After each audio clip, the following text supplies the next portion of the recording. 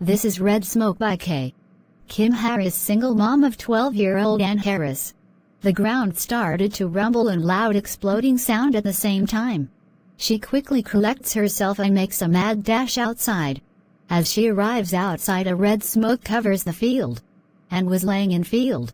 Without thinking, Kim rushed to her, grabbed her and carried her to her room in the house.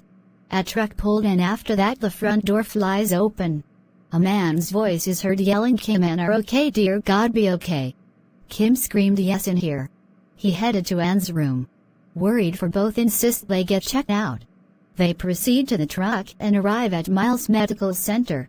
Later, after waiting, the doctor came and told him he never seen anything like this. It's tremendous and concerning. What you explained to me, that red smoke exposure has changed them.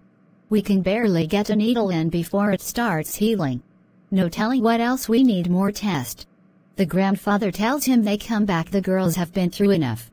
They head to a hotel, knowing the house will be swarmed with people studying and observing the strange object from the sky. Grandfather takes them to the hotel and then leaves to pick up stuff they will need from house. In the hotel, Kim and Ann clean up, then head to foot of the bed wearing a robe provided by the hotel. They both proceed and sit on the foot of the bed. Ann thought of the TV remote and it appears in her hand. Meanwhile, at the house, the door opened and a voice loudly said, "Paul, Paul, Paul." The grandfather replied, "Yes, Pete." Pete asked about the girls and replied, "We don't know everything yet, but seems to be good but shook up."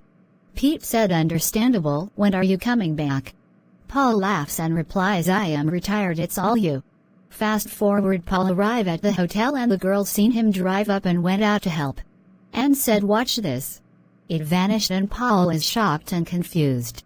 Ann grabbed his hand and said, "No worries, I am a superhero. I sent the stuff in the room." Paul was fluttered.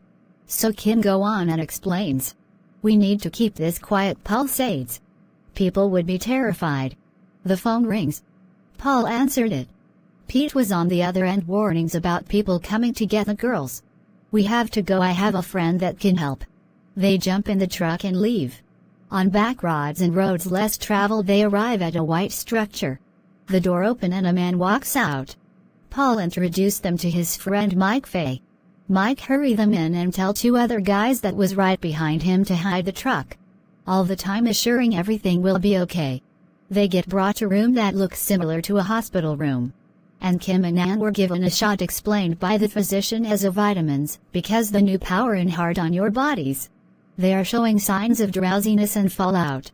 Paul feeling betrayed and angry and punched a physician before two men got to him. Mike walked in and said, "Sorry, but this will change humanity." Paul replied, "You monster, how could you do this?" Mike answers, "Sorry, it's not personal." Paul says angrily, "Everything is personal." The shot was strong enough for Kim, but Ann, which was exposed longer, and was coming to seeing what was happening, not knowing everything going, but knowing it wasn't good. Everyone vanished except for Paul and Kim.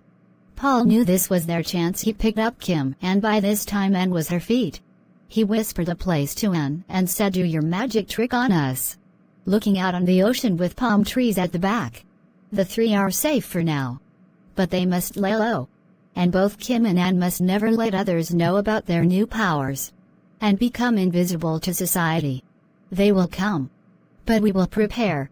And we will fight to win.